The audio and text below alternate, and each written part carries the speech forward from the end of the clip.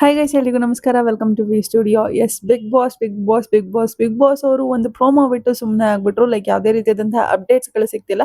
But social ಮೀಡಿಯಾದಲ್ಲಿ ಸಿಕ್ಕಾಪಟ್ಟೆ ಅಪ್ಡೇಟ್ಸ್ಗಳನ್ನ ಕೊಡ್ತಾನೆ ಇರ್ತಾರೆ. ಹಾಗೆ ಇವ್ರು ಬರ್ಬೋದಾ, ಅವ್ರು ಬರ್ಬೋದಾ, ಯಾರು ಬರ್ತಾರೆ ಈ ಸತಿ ಬಿಗ್ ಬಾಸ್ಗೆ ಅಂತ ಹೇಳಿ ಸಿಕ್ಕಾಪಟ್ಟೆ ಚರ್ಚೆ ಅಂತೂ ಆಗ್ತಾನೆ ಇರುತ್ತೆ. ಸೊ ಆ ರೀತಿ ಚರ್ಚೆ ಆಗ್ತಿರುವಂತಹವರಲ್ಲಿ 3 ಜನಗಳ ಹೆಸರು ತುಂಬಾನೇ ಕೇಳಿ ಬರ್ತಿದೆ. ಅಂಡ್ ಎಲ್ಲರ ಹೆಸರು ಕೂಡ ಎಸ್ ಎಸ್ ಎಸ್ ಎಸ್ ಇಂದ ಸ್ಟಾರ್ಟ್ ಆಗ್ತಿದೆ. ಆ 3 ಜನರ ಹೆಸರನ್ನ ಹೇಳ್ತೀನಿ. ಅಂಡ್ ಆ 3 ಜನದಲ್ಲಿ ನಿಮ್ಗೆ ಯಾರು ಬಿಗ್ ಬಾಸ್ಗೆ ಬರಬೇಕು ಅಂತ ಅನ್ಸುತ್ತೆ ಕಮೆಂಟ್ ಸೆಕ್ಷನ್ ಅಲ್ಲಿ ತಿಳಿಸಿ. ಅಂಡ್ ಈ 3 ಜನಗಳು ಕೂಡ influencers, like social media platform ಇಂದ ಬರ್ತಿರುವಂತಹ ಕಂಟೆಸ್ಟೆಂಟ್ಗಳು. ಈ 3 ಜನರಲ್ಲಿ ಯಾರು ಬಿಗ್ ಬಾಸ್ ಮನೆಗೆ ಬರಬೇಕು ಅನ್ನೋದನ್ನ ನೀವು ಕಮೆಂಟ್ ಸೆಕ್ಷನ್ ಅಲ್ಲಿ ತಿಳಿಸಿ, ಆಯ್ತಾ. ಲೈಕ್ ಇದು ಬಿಗ್ ಬಾಸ್ ಟೀಮ್ ಕಡೆಯಿಂದ ಬಂದಿರುವಂತಹ ಮಾಹಿತಿ ಆಗಿರ್ಬೋದು, ಅಥವಾ ಕಲರ್ಸ್ ಕನ್ನಡ ಚಾನಲ್ ಕಡೆಯಿಂದ ಬಂದಿರುವಂತಹ ಮಾಹಿತಿ ಆಗಿರ್ಬೋದು ಅಲ್ಲ. ನನ್ನ ಒಂದು ಪರ್ಸನಲ್ ಚಾಯ್ಸ್ ಅನ್ನ ಇಟ್ಕೊಂಡು 3 ಜನನ ಸೆಲೆಕ್ಟ್ ಮಾಡಿದ್ದೀನಿ. ಸೊ ಇವರು ಬಂದ್ರೆ ಬಿಗ್ ಬಾಸ್ ಮನೆಯಲ್ಲಿ ಒಂದು ರೀತಿ ಗೇಮ್ ಅನ್ನ ಚೇಂಜ್ ಮಾಡುವಂತಹ ಕೆಪಾಸಿಟಿ ಇರುವಂತಹ ವ್ಯಕ್ತಿಗಳು ಇವರು. ಲೈಕ್ ಆಟ ಯಾವ್ದೋ ರೀತಿ ಹೋಗ್ತಿರುತ್ತೆ, ಬಟ್ ಅದನ್ನ ಇನ್ಯಾವುದೋ ದಿಕ್ಕಿಗೆ ತಿರುಗಿಸ್ಕೊಂಡು ಹೋಗುವಂತಹ ಕೆಪಾಸಿಟಿ ಇರುವಂತಹ ವ್ಯಕ್ತಿಗಳು ಇವರು. ಸೊ ಆ ರೀತಿ ಸೋಷಿಯಲ್ ಮೀಡಿಯಾದಲ್ಲಿ ಇರುವಂತಹ 3 ಜನ ವ್ಯಕ್ತಿಗಳನ್ನ ನಾನು ಇವತ್ತು ನಿಮ್ಮ ಮುಂದೆ ಇಡ್ತಾ ಇದ್ದೀನಿ. ಸೊ ಈ 3 ಜನದಲ್ಲಿ ಯಾರು ಬಿಗ್ ಬಾಸ್ ಮನೆಗೆ ಬರಬೇಕು ಅಂತ ಹೇಳಿ ನಿಮ್ಗೆ ಅನ್ಸುತ್ತೆ ಕಮೆಂಟ್ ಸೆಕ್ಷನ್ ಅಲ್ಲಿ ತಿಳಿಸಿ, ಆಯ್ತಾ. ಅಂಡ್ ಎಸ್, ಮೊದಲನೇ ವ್ಯಕ್ತಿ ಬಂದ್ಬಿಟ್ಟು ಅಫ್ಕೋರ್ಸ್ ಸ್ಯಾಮ್ ಸಮೀರ್ ಅವರು. ಇವರ ಹೆಸರು ತುಂಬಾನೇ ಕೇಳಿ ಬರ್ತಿದೆ. ಅಂಡ್ ಸ್ಯಾಮ್ ಸಮೀರ್ ಅಂದಿದ ತಕ್ಷಣ ನೆಕ್ಸ್ಟ್ ಹೆಸರು ವರುಣ್ ಆರಾಧ್ಯ ಅವ್ರದ್ದು ಹೇಳ್ತೀನಿ ಅಂತ ಅನ್ಕೊಂಬಿಡಿ. ನಾನು ಅವಾಗಲೇ ಹೇಳಿದ್ದೀನಿ 3 ಜನ ಹೆಸರನ್ನ ಏನ್ ಹೇಳ್ತಿದ್ದೀನಿ, ಆ 3 ಜನಗಳ ಹೆಸರು ಕೂಡ ಎಸ್ ಎಸ್ ಎಸ್ ಇಂದಾನೆ ಸ್ಟಾರ್ಟ್ ಆಗುತ್ತೆ. ಸೊ ವೇಟ್ ಮಾಡಿ ಯಾರ್ಯಾರ ಹೆಸರು ಹೇಳ್ತೀನಿ ಅಂತ ಹೇಳಿ. ಮುಂಚೆನೆ ಕಮೆಂಟ್ ಹಾಕೋದಕ್ಕೆ ಬಂದ್ಬಿಡ್ಬೇಡಿ. ಎಸ್, ನಾವು ಸ್ಯಾಮ್ ಸಮೀರ್ ಫ್ಯಾನ್ಸ್, ನಾವು ಸ್ಯಾಮ್ ಸಮೀರ್ಗೆ ವೋಟ್ ಹಾಕೋದು ಅಂತ ಹೇಳಿ ಮೊದಲೇ ಕಮೆಂಟ್ ಹಾಕ್ಬಿಡಿ. 3 ಜನಗಳ ಬಗ್ಗೆ ಮಾತಾಡಿದ ಆದ್ಮೇಲೆ, ಇವ್ರ ಬಗ್ಗೆ ಕ್ಲಾರಿಟಿ ಕೊಟ್ಟಿದ್ದಾದ್ಮೇಲೆ ನಿಮ್ಗೆ ಯಾರು ಇಷ್ಟ ಆಗುತ್ತೋ ಅದ್ರ ಬಗ್ಗೆ ಕಮೆಂಟ್ ಅನ್ನ ಹಾಕಿ, ಓಕೆನಾ. ಅಂಡ್ ಎಸ್, ಸ್ಯಾಮ್ ಸಮೀರ್ ಅವ್ರಿಗೆ ಇವಾಗ 1 million ಸಬ್ಸ್ಕ್ರೈಬರ್ಸ್ ಕ್ರಾಸ್ ಆಗೋಗಿದೆ ಸ್ಯಾಮ್ ಸಮೀರ್ ಅವ್ರಿಗೆ. ಸೊ ಸ್ಯಾಮ್ ಸಮೀರ್ ಅವರೇ ಫಸ್ಟ್ ಅನ್ಸುತ್ತೆ ಈ ರೀತಿಯಾದಂತಹ ಇನ್ಫ್ಲೂಯೆನ್ಸರ್ಸ್ ಗಳಲ್ಲಿ, ಲೈಕ್ ಡೈಲಿ ವ್ಲಾಗ್ಸ್ ಗಳನ್ನ ಮಾಡ್ಕೊಂಡು, ಪ್ರಾಂಕ್ ಗಳನ್ನ ಮಾಡ್ಕೊಂಡು 1 million ಕ್ರಾಸ್ ಮಾಡ್ಕೊಂಡಿರೋರು ಸ್ಯಾಮ್ ಸಮೀರೇ ಫಸ್ಟ್ ಅಂತ ಅನ್ಸುತ್ತೆ. ಅಂಡ್ ಅವರ ವಿಡಿಯೋಸ್ ಗಳನ್ನೆಲ್ಲ ನೀವು ಸಹ ನೋಡಿರ್ತೀರಾ. ಅಂಡ್ 2018 ಅಲ್ಲಿ ಎಲ್ಲರೂ ಹೇಗೆ ರೀಲ್ಸ್ ಗಳನ್ನ ಮಾಡ್ಕೊಂಡು, ಡಬ್ ಸ್ಮ್ಯಾಶ್ ಅನ್ನ ಮಾಡ್ಕೊಂಡು ಶುರು ಮಾಡಿದ್ರು, ಅದೇ ರೀತಿ ಟಿಕ್ ಟಾಕ್ ಮಾಡ್ಕೊಂಡು ಶುರು ಮಾಡಿದ್ರು, ಅದೇ ರೀತಿ ಸ್ಯಾಮ್ ಅವರು ಕೂಡ ಹಿಟ್ ಆಗಿದ್ದು. ಹಿಟ್ ಆದ್ಮೇಲೆ ನೆಕ್ಸ್ಟ್ ಟಿಕ್ ಟಾಕ್ ಬ್ಯಾನ್ ಆಯ್ತು. ಟಿಕ್ ಟಾಕ್ ಬ್ಯಾನ್ ಆಗಿದ್ದಾದ್ಮೇಲೆ ಇನ್ಸ್ಟಾಗ್ರಾಮ್ ಶಾರ್ಟ್ಸ್ ಬಂತು. ಸೊ ಅದರಲ್ಲಿ ಕಂಟೆಂಟ್ಗಳನ್ನ ಕೊಟ್ಕೊಂಡು ಯೂಟ್ಯೂಬ್ ಅಲ್ಲಿ ಕಂಟೆಂಟ್ ಮಾಡೋದಕ್ಕೆ ಸ್ಟಾರ್ಟ್ ಮಾಡಿ ಇವಾಗ ಈ ರೇಂಜ್ಗೆ ಸ್ಯಾಮ್ ಸಮೀರ್ ಅವರು ಬೆಳೆದಿದ್ದಾರೆ ಅಂತಂದ್ರೆ, ಲೈಕ್ ಅವ್ರು ಅಂದ್ರೆ ಯಾರು ಅಂತ ಗೊತ್ತಿಲ್ಲದೆ ಇರೋರು ಯೂತ್ಸ್ ಯಾರು ಇಲ್ಲ ಅಂತ ಹೇಳ್ಬೋದು. ಆ ರೇಂಜ್ಗೆ ಸ್ಯಾಮ್ ಸಮೀರ್ ಅವರು ಹಿಟ್ ಆಗಿದ್ದಾರೆ ಅಂತ ಹೇಳ್ಬೋದು. ಅಂಡ್ ನಾನಂತೂ ತುಂಬಾನೇ ವೇಟ್ ಮಾಡ್ತಿದ್ದೀನಿ ಸ್ಯಾಮ್ ಸಮೀರ್ ಅವ್ರು ಬಂದ್ರೆ ಚೆನ್ನಾಗಿರುತ್ತೆ. ಎಸ್, ಅಫ್ಕೋರ್ಸ್ ಅವಾಗಲೇ ನಾನು ಹೇಳಿದ್ನಲ್ಲ, ಈ ವ್ಯಕ್ತಿ ಇದ್ರು ಅಂತಂದ್ರೆ ಆಟ ಚೇಂಜ್ ಆಗುತ್ತೆ ಅನ್ನೋ ರೀತಿನೇ ಇವರು ಇರೋದು. ಸೊ ಬಂದ್ರೆ ಚೆನ್ನಾಗಿರುತ್ತೆ, ಆಟ ನೋಡೋದಕ್ಕೆ ಒಂದ್ ರೀತಿ ರಗಡ್ ಆಗಿರುತ್ತೆ ಅಂತ ಹೇಳಿ ನಂಗೆ ಅನ್ಸುತ್ತೆ. ಸೊ ನಿಮ್ಗೆ ಏನ್ ಸ್ಯಾಮ್ ಸಮೀರ್ ಅವ್ರ ಬಗ್ಗೆ? ಅವ್ರು ಕೊಡ್ತಿರುವಂತಹ ಕಂಟೆಂಟು ಅಷ್ಟೇ ತುಂಬಾನೇ ಚೆನ್ನಾಗಿರುತ್ತೆ.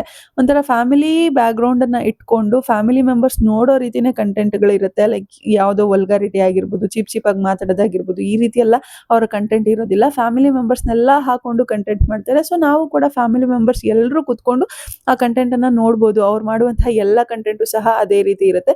ಸೊ ನನ್ನ ಓಟ್ ಸ್ಯಾಮ್ ಸಮೀರ್ಗಾಗಿರುತ್ತೆ. ಸೊ ನಿಮ್ಮ ಓಟ್ ಸ್ಯಾಮ್ ಸಮೀರ್ಗಾಗಿದೆ, ಸ್ಯಾಮ್ ಅಂತ ಹೇಳಿ ಕಮೆಂಟ್ ಮಾಡಿ.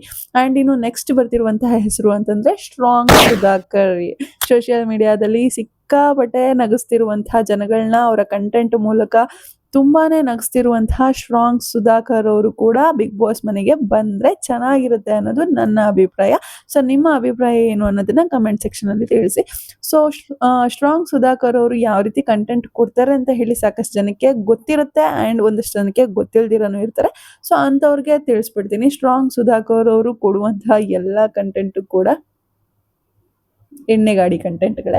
ಸೊ ಒಂದಷ್ಟು ಜನ ಫ್ರೆಂಡ್ಸ್ಗಳನ್ನ ಹಾಕೊಂಡು ಈ ರೀತಿ ಕಂಟೆಂಟ್ಗಳನ್ನ ಕೊಡ್ತಾರೆ. ಕಾಮಿಡಿ ಜಾನರ್ ಕಂಟೆಂಟ್ ಅನ್ನೇ ಜಾಸ್ತಿ ಕೊಡೋದು ಸ್ಟ್ರಾಂಗ್ ಸುಧಾಕರ್ ಅವರು. ಸೊ ಇವ್ರಿಗೆ ಒಂಥರ ಕಾಮಿಡಿ ಸೆನ್ಸ್ ಚೆನ್ನಾಗಿದೆ. ಲೈಕ್ ಇವಾಗ ಗಿಲ್ಲಿಗೆ ಹೇಗೆ ಕಾಮಿಡಿ ಸೆನ್ಸ್ ಚೆನ್ನಾಗಿದೆ, ಆ ವಿಡಿಯೋಸ್ಗಳನ್ನ ನೋಡಿದಾಗ ಕಾಮಿಡಿ ಸೆನ್ಸ್ ಚೆನ್ನಾಗಿದೆ ಅಂತ ಹೇಳಿ ನಂಗೆ ಅನ್ಸ್ತು. ಬಟ್ ನೋಡೋಣ, ಬಿಗ್ ಬಾಸ್ ಮನೆಗೆ ಏನಾದ್ರು ಬಂದ್ರೆ ಗಿಲ್ಲಿಯವ್ರಿಗಿದ್ದಂತಹ ಸ್ಪಾಂಟೇನಿಟಿ ಇವ್ರಿಗೂ ಇರುತ್ತಾ, ಅಥವಾ ಡಿಫ್ರೆಂಟ್ ಆಗಿ ಇನ್ನೇನಾದ್ರೂ ಮಾಡಕ್ ಚಾನ್ಸ್ ಇರುತ್ತಾ ನೋಡ್ಬೋದು. ಬಟ್ ವಿಡಿಯೋಸ್ ನೋಡಿದಾಗ ಹಾಗನ್ಸುತ್ತೆ. ಬಿಗ್ ಬಾಸ್ ಮನೆಗೆ ಬಂದ ಮೇಲೆ ಅವರು ಪರ್ಸನಲ್ ಆಗಿ ಹೇಗಿರ್ತಾರೆ ಅನ್ನೋದು ಗೊತ್ತಿಲ್ಲ. ಬಟ್ ವಿಡಿಯೋಸ್ ನೋಡಿ ನಾವ್ ಯಾರಾದ್ರೂ ಒಂದು ಇನ್ಫ್ಲೂಯೆನ್ಸರ್ಸ್ನ ಸೆಲೆಕ್ಟ್ ಮಾಡಬೇಕು ಅಂತಂದ್ರೆ ಎಸ್, ಸ್ಟ್ರಾಂಗ್ ಸುಧಾಕರ್ ಅವರು ಕೂಡ ಒಂದು ಒಳ್ಳೆ ಚಾಯ್ಸ್ ಅಂತಾನೆ ಹೇಳ್ಬೋದು. ನಂಗೂ ಕೂಡ ಇವ್ರು ಬಂದ್ರೆ ಓಕೆ, ಚೆನ್ನಾಗಿ ಆಡ್ತಾರೆ ಅಂತ ಅನ್ಸುತ್ತೆ. ನಿಮ್ಗೂ ಕೂಡ ಸ್ಟ್ರಾಂಗ್ ಸುಧಾಕರ್ ಅವರು ಬಂದ್ರೆ ಚೆನ್ನಾಗಿ ಆಡ್ತಾರೆ ಅಥವಾ ಆಡಲ್ವಾ ಅಂತ ಅನ್ಸುತ್ತಾ ಕಮೆಂಟ್ ಸೆಕ್ಷನಲ್ಲಿ ತಿಳಿಸಿ. ಆ್ಯಂಡ್ ಇನ್ನು ಎಸ್ ಜೆ ಪಿ ಇವರಿಬ್ರಿಗಿಂತ ಒಂಥರ ಡಿಫ್ರೆಂಟ್ ಕಂಟೆಂಟ್ ಅಂತ ಹೇಳ್ಬೋದು. ಇವಾಗ ಸ್ಯಾಮ್ ಸಮೀರ್ ಅವರು ಒಂಥರ ಫ್ಯಾಮಿಲಿ ಮೆಂಬರ್ಸ್ನೆಲ್ಲ ಇಟ್ಕೊಂಡು ಅವ್ರ ಅಪ್ಪ ಅಮ್ಮ ಅವ್ರ ಅಕ್ಕ ಆ್ಯಂಡ್ ಫ್ರೆಂಡ್ಸು ತಮ್ಮ ಎಲ್ಲರನ್ನೂ ಇಟ್ಕೊಂಡು ಕಂಟೆಂಟನ್ನು ಮಾಡ್ತಾರೆ, ಫ್ಯಾಮಿಲಿ ಓರಿಯೆಂಟೆಡ್ ಕಂಟೆಂಟು. ಆ್ಯಂಡ್ ಇನ್ನು ಸ್ಟ್ರಾಂಗ್ ಸುಧಾಕರ್ ಅವರು ಫ್ರೆಂಡ್ಸ್ಗಳನ್ನ ಇಟ್ಕೊಂಡು ನಾನು ಅವಾಗಲೇ ಹೇಳ್ದಂಗೆ ಈ ಕಂಟೆಂಟ್ ಜಾಸ್ತಿ ಮಾಡೋದು ಜಾಸ್ತಿ. ಸೊ ಅವ್ರದ್ದೊಂಥರ ಎಂಟರ್ಟೈನಿಂಗ್ ಕಂಟೆಂಟು. ಬಟ್ ಎಸ್.ಜೆ.ಪಿ ಅವ್ರು ಯಾವ ರೀತಿ ಕಂಟೆಂಟ್ ಕೊಡ್ತಾರೆ ಅಂತಂದರೆ, ಇವಾಗ ಯಾವುದಾದ್ರೂ ಒಂದು ವಿಚಾರದ ಬಗ್ಗೆ ಏನಾದರೂ ವಾಯ್ಸ್ ಓವರ್ ಮಾಡಬೇಕು ಅಂತಂದರೆ, ಲೈಕ್ ಏನಾದರೂ ನೆಗೆಟಿವ್ ಆಗಿ ನಡೀತಿದೆ ಬಟ್ ಅವರು ಸೋಷಿಯಲ್ ಮೀಡಿಯಾದಲ್ಲಿ ತುಂಬಾ ಪಾಸಿಟಿವ್ ಆಗಿ ತೋರಿಸ್ಕೊತಿರ್ತಾರೆ.